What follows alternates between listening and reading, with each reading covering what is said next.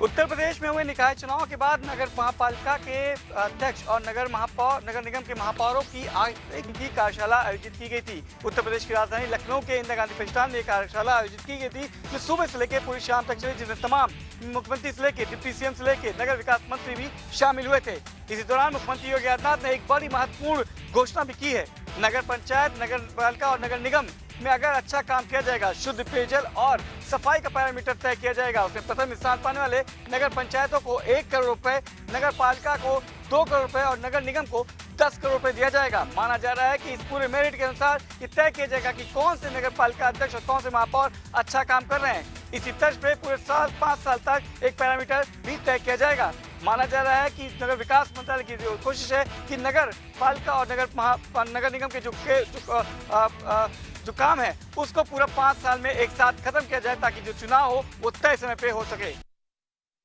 राजधानी लखनऊ में एक और महत्वपूर्ण भवन बनने जा रहा है, जिसका शिलान्यास मुख्यमंत्री योगी आदित्यनाथ ने आज कर दिया है।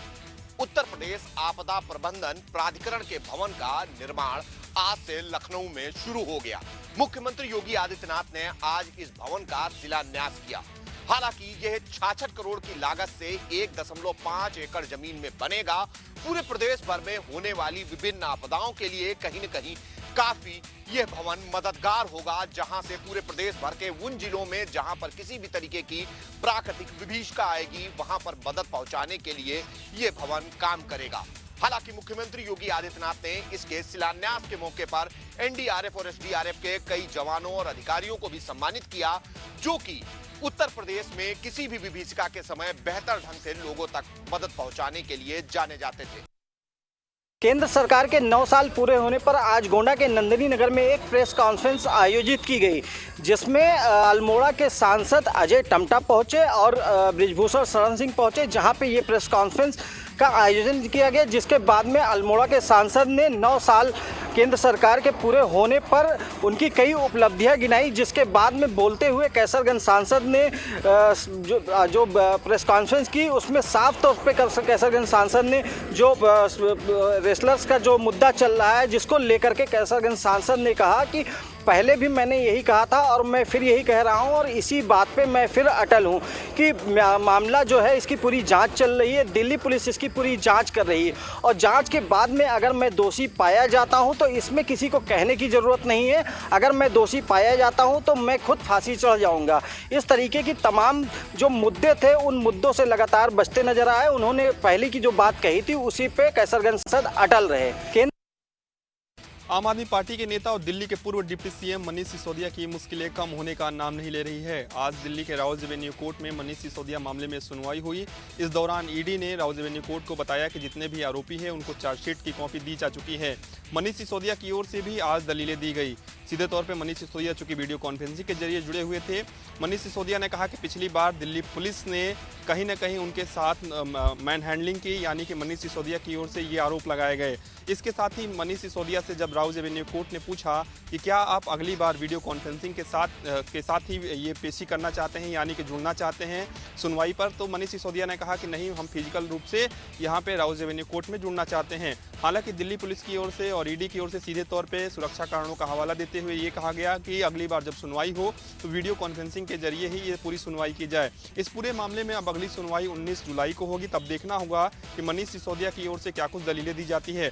हालांकि पिछली बार जो मैन हैंडलिंग का आरोप मनीष सिसोदिया ने लगाया है, उसको लेकर राउज एवेन्यू कोर्ट ने उस सीसीटीवी फुटेज को संरक्षित करने का भी आदेश दिया है। अब देखने होगा अगली सुनवाई में मनीष सिसोदिया क्या कुछ दलीलें देते हैं। इसके अलावा दिल्ली पुलिस और ईडी की ओर से क्या कुछ दलीलें दी जाती है। क्या वाकई में राउज एवेन्यू कोर्ट मनीष सिसोदिया को राहत देता है या नहीं देता है। जब बात करते हैं सुल्तानपुर की, जहां पर आज उत्तराखंड सरकार में मंत्री शिक्षा व स्वास्थ्य डॉक्टर धन सिंह रावत आज सुल्तानपुर पहुंचे। यहां उन्होंने जिला पंचायत के मीटिंग हॉल में प्रेस कॉन्फ्रेंस करके मीडिया को बताया कि जिस तरह से मोदी जी ने 9 वर्ष पूरे किए हैं, उसको देखते हुए कहना गलत ना होगा कि उन्होंने सारे जो कार्य किए हैं वो उत्कृष्ट कार्य हैं। और आज भारत की स्थिति जिस तरह से उभर के सामने आई है, उससे कहना गलत ना होगा कि भारत का मान सम्मान विदेशों में बढ़ाया है। और उन्होंने भी बताया जिस तरह से मोदी जी ने खेलो इंडिया अभियान के तहत खिलाड़ियों की प्रतिभाओं को निखारने के लिए ये अभियान चलाया और उनको देश और प्रदेश में और विदेशों में मेडल प्राप्त हुए, जिससे देश का गौरव बढ़ा। साथ ही उन्होंने भी बताया कि हमारा जो जनसंपर्क अभियान चल रहा है 1 जून से लेकर 30 जून तक, उसके लिए हमारे सभी कार्यकर्ता पदाधिकारी हों, चाहे वो मंत्री हों, चाहे वो सांसद हो, चाहे विधायक हों, वो सभी जनसंपर्क अभियान में लगे रहेंगे और सुल्तानपुर शहर के 1.5 लाख लोगों को जनसंपर्क अभियान में जाकर के उनसे मिलेंगे, अपनी योजनाओं को बताएंगे, अपने विकास कार्यों की बताएंगे, किस तरह से हमने विकास कार्य किए हैं और हमारी योजना आगे क्या है। साथ ही उन्होंने भी बताया जिस तरह से मोदी जी प्रदेश को चला रहे हैं और योगी जी देश को चला रहे हैं, कहीं से भी देश का मान नहीं घटा है। देश चाहे शिक्षा में रहा हो, चाहे स्वास्थ्य का रहा हो, चाहे बिजली का रहा हो, चाहे सड़क का रहा हो, चाहे पानी का रहा हो, हर क्षेत्र में हमारी सरकार ने और योगी जी ने, मोदी जी ने कार्य किया है और ये उत्कृष्ट कार्य हम जनता के बीच जा करके उनको बताएंगे और आगे हमारी योजनाएँ हैं उसके बारे में हम जनता को बताएंगे, किस हमारी योजनाएँ हैं और किस पर हम काम करेंगे। उत्तर प्रदेश की भारतीय जनता पार्टी की सरकार को कांग्रेस के प्रदेश अध्यक्ष ब्रजलाल खाबरी ने एक प्रेस कॉन्फ्रेंस की और उसके बाद से कई तंज कसे। साफ तौर पे सरकार पर निशाना साधते हुए उन्होंने कहा कि सरकार की नीतियों के अलग से काम हो रहा है, यानी साफ तौर पे जो ऐसी जगह है जहां पे पानी की बड़ी समस्या है, उन पानी की समस्याओं को लेकर के सरकार को सचेत होना चाहिए। इसके साथ ही साथ उन्होंने प्रेस कॉन्फ्रेंस में ये भी कहा कि बहुत से ऐसे दल हैं जो हमारी पार्टी में शामिल होने जा रहे हैं, यानी साफ है कि जिस तरीके से आने वाले 2024 के चुनाव हैं, 2024 के चुनाव को देखते हुए कांग्रेस की पार्टी ने भी अब अपने आप को खड़ा करते हुए दिखा रही है। यानी साफ है कि जिस तरीके से योगी सरकार की नीति है, उन नीतियों को विरोध भी किया है। इसके साथ ही साथ में अपने पार्टी को 2024 के चुनाव में मजबूती की दिशा में ले जाने की बात भी कहते नजर आ रहे हैं। आगरा के एतमादपुर स्थित मितावली के शेखपुरा वासियों की 8 साल से नहीं बुझी प्यास। गांव वासियों का आरोप है कि कई बार शासन से लेकर प्रशासन तक कई लोगों से शिकायत की, लेकिन यहां के पानी का समाधान आज तक नहीं हुआ। लोगों का आरोप है कि 2024 में जो चुनाव आएगा, यदि समस्या का समाधान नहीं हुआ तो पूरा गांव वोट का बहिष्कार भी करेगा। हालांकि इस पूरे मामले को लेकर यहाँ के गांव वासियों ने यहाँ के विधायक, सांसद और अधिकारियों से कई बार शिकायत की है, लेकिन कोई कार्रवाई नहीं हुई। अब देखने वाली बात यह है पूरे मामले में सरकार और प्रशासन कब कार्रवाई करेगा, ये देखने वाली बात होगी। आगरा के शमशाबाद में एक बड़ा सड़क हादसा हो गया। आपको बताते चले कि एक आशा कार्यकर्ती एक गर्भवती महिला को लेकर शमशाबाद CHC में चेकअप के लिए आई थी। इसी दौरान जब वो चेकअप कराकर वापस अपने गांव तीनों बाइक पर जा रहे थे, इसी दौरान आगरा की तरफ से आ रही रोडवेज बस ने उनको टक्कर मार दी, जिसमें जो आशा कार्यकर्ती थी उसके ऊपर से रोडवेज गाड़ी निकल गई, जिसके बाद उसे हॉस्पिटल ले जाएगा, जहां डॉक्टरों ने उसे मृत घोषित कर दिया। वहीं आशा कार्यकर्ती की मौत के बाद जो परिजनों हैं वह एकदम आक्रोशित हो गए और पुलिस भी मौके पर आ गई। पुलिस ने सबको कब्जे में लेकर पोस्टमार्टम के लिए भेजा। इसी दौरान जो आशा कार्यकर्ती जो मृतक थी उसके परिजनों ने बॉडी को पुलिस के कब्जे से लेकर और हंगामा करने लगे, रोड को जाम कर दिया। करीब 2 घंटे तक यह रोड पूरी तरह जाम रहा। तो वहीं सूचना पर ACP सहित जो राजस्व विभाग के जो टीम है वह भी मौके पर पहुंच गई। वहीं परिजनों की मांग थी कि उन्हें मुआवजा दिया जाए और एक सरकारी नौकरी भी दी जाए, लेकिन अधिकारियों के आने के बाद उन्होंने परिजनों को समझा बुझाकर करीब 2 घंटे की मशक्कत के बाद जाम को खुलवा दिया है और उन्हें आश्वासन दिया है कि उन्हें आर्थिक सहायता दी जाएगी। कानपुर में एक बार फिर रिश्ते शर्मसार हो गए हैं। मामूली लेन देन के विवाद में बड़े भाई ने छोटे भाई की चाकू मारकर हत्या कर दी। अचानक मौके पर छोटे भाई की पत्नी पहुंची और उसने शोर मचाया और साथ ही संबंधित थाने में हत्या की सूचना दी। हत्या की सूचना मिलते ही रावतपुर थाने की पुलिस मौके पर पहुंची और मामले की छानबीन शुरू कर दी है। छोटे भाई की पत्नी ने बयान दिया है कि मामूली विवाद को लेकर बड़े भाई से विवाद हो गया था और उसने छोटे भाई को जमकर पीटा और पास ही रखी चाकू से उसके पेट पे घोंप दिया, जिससे उसकी मौत हो गई। पुलिस ने पत्नी के बयान के आधार पर बड़े भाई को गिरफ्तार कर लिया है और उससे पूछताछ की जा रही है। आपको बताते चले ये पूरी घटना रावतपुर थाना क्षेत्र की है और जो छोटे भाई बड़े भाई को पिछले काफ़ी समय से पैसे को लेन देन को लेकर विवाद चल रहा था। विवाद इतना बढ़ गया कि देर रात दोनों में मारपीट हुई। मारपीट के बाद उसने चाकू घोंपकर छोटे भाई की हत्या कर दी। फिलहाल पुलिस ने हत्यारोपी को गिरफ्तार कर लिया है और आलक तक भी बरामद कर दिया है। कानपुर में एक बार जनपद की बागपत कोतवाली पुलिस को एक बड़ी सफलता हाथ लगी है, जहां उन्होंने आज एक तमंचा बनाने वाली फैक्ट्री का भंडाफोड़ किया है। मैं आपको बताना चाहूँगा कि बागपत कोतवाली पुलिस को एक बड़ी सफलता हाथ लगी है। कोतवाली क्षेत्र महनवा के अंदर उन्होंने एक शस्त्र बनाने वाली फैक्ट्री को पकड़ा है, जहां से एक तस्कर को भी गिरफ्तार किया गया। अध बने तमंचे और फैक्ट्री का सामान भी पकड़ा गया है, जहां पर बागपत एसपी अर्पित विजयवर्गीय ने पूरे खुलासे के बारे में बताया है। शेरकोट में इतनी बड़ी दर्दनाक घटना सामने आई थी, 5 दिन हो गए उस घटना को, लेकिन अभी तक कोई पुलिस ने खुलासा नहीं किया। जी हां, आपको बताता चलूं, शादी समारोह में 2 नाबालिग बच्ची जो 6 से 7 साल की बच्ची थी, वो शादी समारोह में आई हुई थी। रात को लगभग 12 बजे के बाद वो डीजे के दौरान वे अचानक गायब हो गई और गायब होने के बाद सुबह पता चला कि उन बच्चों के साथ बलात्कार किया गया। इतनी घिनौनी घटना के बाद पुलिस जांच में लगी और आज उस घटना को 5 दिन हो गए हैं, लेकिन पुलिस के हाथ कोई सुराग नहीं लगा।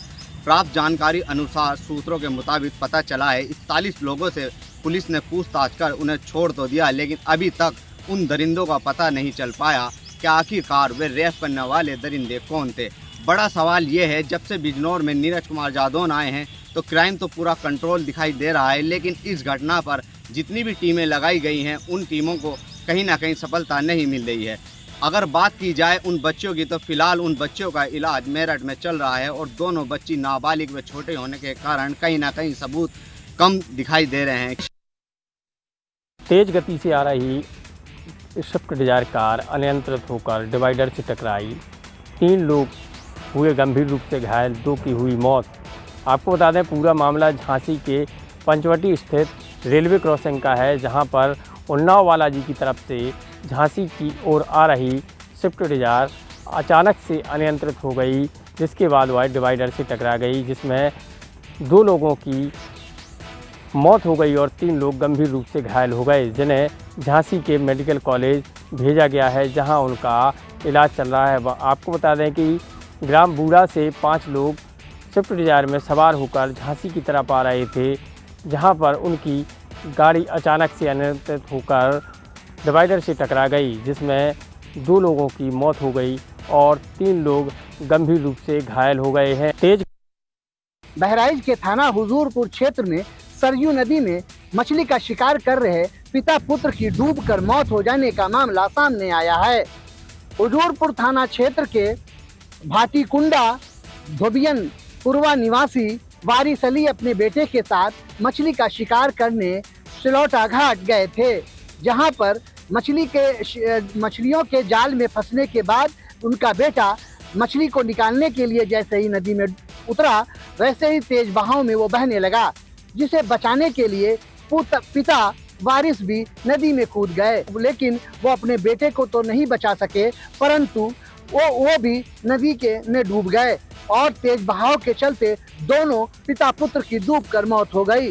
घटना की सूचना पर परिवार में कोहराम मच गया, परिजनों का रो रो कर बुरा हाल है। घटना की सूचना पर थाना हुजूरपुर पुलिस ने मौके पर पहुंचकर दोनों शवों को नदी से निकालकर पोस्टमार्टम के लिए भेज दिया है। प्रभारी निरीक्षक हुजूरपुर धीरेन्द्र प्रताप सिंह ने बताया कि घटना की सूचना पर औला घाट पहुंचकर दोनों शवों को निकालकर पोस्टमार्टम के लिए भेज दिया है और आगे की विधिक कार्रवाई की जा रही है। मथुरा जिलाधिकारी पुलकित खरे के सख्त तेवर के चलते राशन माफियाओं और जिला पूर्त विभाग में हड़कंप मच गया।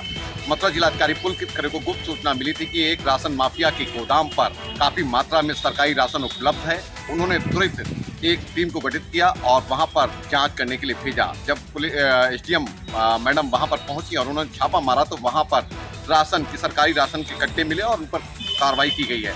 उनके द्वारा दोनों राशन माफियाओं, एक सत्तार और एक सुहेल, इन दोनों पर मुकदमा भी पंजीकृत कराया गया है। मथुरा जिलाधिकारी पुलकित खरे के सख्त निर्देश हैं कि अब मथुरा जनपद में राशन माफिया जो भी हैं उन सभी के गोदामों पर छापा मारकर सख्त कार्रवाई की जाएगी और जिला पूर्त विभाग को भी सख्त निर्देश दिए हैं कि जो राशन की दुकानें हैं उन पर जो पर्चियां निकलती हैं वो प्रत्येक कार्डधारक को पर्ची मिले। यदि पर्ची नहीं मिली तो जिला पूर्त विभाग के खिलाफ भी कार्रवाई की जाएगी, क्योंकि जो राशन की पर्चियां हैं ये राशन की दुकान वाले देते नहीं हैं, जिनके कारण खाद्यान्न का घोटाला होता है और इस कारण मथुरा में भारी मात्रा में यहाँ पर कम से कम 1 दर्जन से अधिक राशन माफिया सक्रिय हैं, जो कि गरीबों को राशन को निगल जाता। क्रिकेट का नाम सुनते ही क्रिकेटर के मन में एक लालसा जाग जाती कि बैट कहाँ है, बॉल कहाँ है। आईपीएल खत्म हुआ, लेकिन अभी आईपीएल खत्म होने का नाम दूसरी जगह नहीं ले रहा। लगातार टूर्नामेंट हो रहे हैं, लगातार क्रिकेटर्स खेल रहे हैं, अपने जो उनके पास प्रतिभा है उसको निखारने का लगातार प्रयास कर रहे हैं। वहीं जिसको देखते हुए व्यापार मंडल ने भी जो है ऐसा ही एक टूर्नामेंट करने की बात की। आपको बता दें जनपद पीलीभीत के विकासखंड दिलसंडा में शहीद भगत सिंह क्रिकेट टूर्नामेंट का आयोजन किया गया, जिसमें आज फ्रेंडली मैच खेला गया। वो फ्रेंडली मैच पुलिस प्रशासन और पत्रकारों के बीच खेला गया। तो वहीं मैदान पर दोनों टीमें पहुंची, टॉस हुआ और पुलिस प्रशासन ने टॉस जीता और पहले बल्लेबाजी करने का फैसला किया। 20 ओवर के मैच में पुलिस प्रशासन ने 285 रन का स्कोर बनाया, जिसका पीछा पत्रकार को करना था। वहीं पुलिस प्रशासन की ओर से सौरभ सिंह ने 62 रन का सबसे अधिक रन बनाए और 20 ओवर में 285। वहीं जो पत्रकार 11 की टीम थी, जिसका नेतृत्व अनमोल शर्मा कर रहे थे, वो बेहतर प्रयास किया। शुरुआत में लगातार बेहतर रन बनाए, अच्छे रन बनाए। वहीं बब्बू सिंह ने 102 रन की पारी खेली, धमाकेदार पारी खेलने के बाद। लेकिन जो पत्रकारों की टीम थी वो 42 रन से हार गई। हालांकि इस हार का लगातार बेहतर प्रयास किया पत्रकारों ने, लेकिन उसके बाद भी 42 रन के स्कोर से पीछे रह गए और इस तरह पुलिस प्रशासन को जीत हासिल हुई।